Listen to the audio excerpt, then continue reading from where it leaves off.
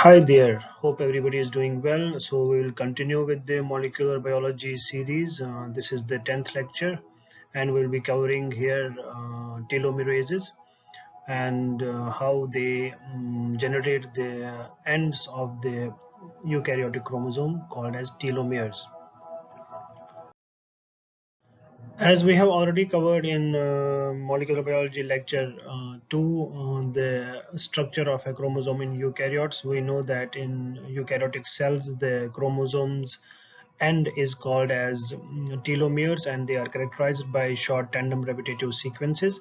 These sequences during replication in eukaryotes is synthesized in conjunction with polymerases by a specialized enzymes. Those are called as telomerases. Telomerases are able to synthesize the ends of the repeat sequence in the telomeres and prevent its attrition after every. As already told you that without the action of the telomerases, a chromosome in eukaryotes is likely to be shortened by around 50 to 100 nucleotides with every cycle of DNA replication and cell division. This is what is prevented by the telomerase action, which synthesizes telomeres. So telomerases are actually a conjunction of two things, RNA molecule and a protein part, and it functions as a reverse transcriptase. It has its own RNA located within itself, which is about 150 nucleotides. This RNA molecule serves as a template to synthesize the DNA, hence it's a reverse transcriptase action, and the synthesis happens in the similar way as the polymerases in a 5' 3' direction.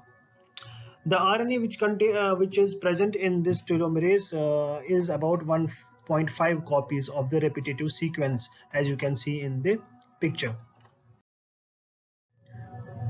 So how does it synthesize the ends of the DNA in eukaryotes? Is by binding to the end of the chromosome, and then it utilizes the 3' hydroxyl group of the DNA as the site on which the new DNTPs will be added, and its own RNA molecule, which is contained within itself, acts as a template. So the template is the RNA of the telomerase, and the synthesis happens for the DNA leading strand by the addition of the new DNTPs.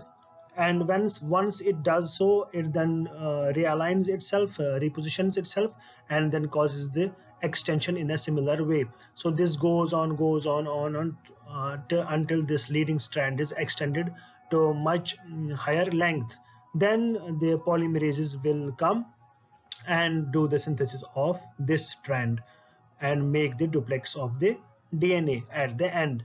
Since the template which is used for the synthesis of this stretch of the end of the chromosome is in a repetitive manner, so this is why the telomeres have a repetitive sequence.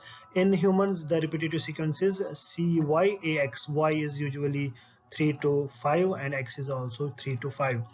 And finally, when the synthesis is finalized in the lagging strand, and in the lagging strand the synthesis happens in a Okazaki fragments. These fragments are then sealed by the DNA ligase. So the ends of a eukaryotic chromosome, which is a linear molecule, not a circular molecule, happens in conjunction with the telomerases together with the polymerases and DNA ligase, and this finishes the replication in the eukaryotic cells.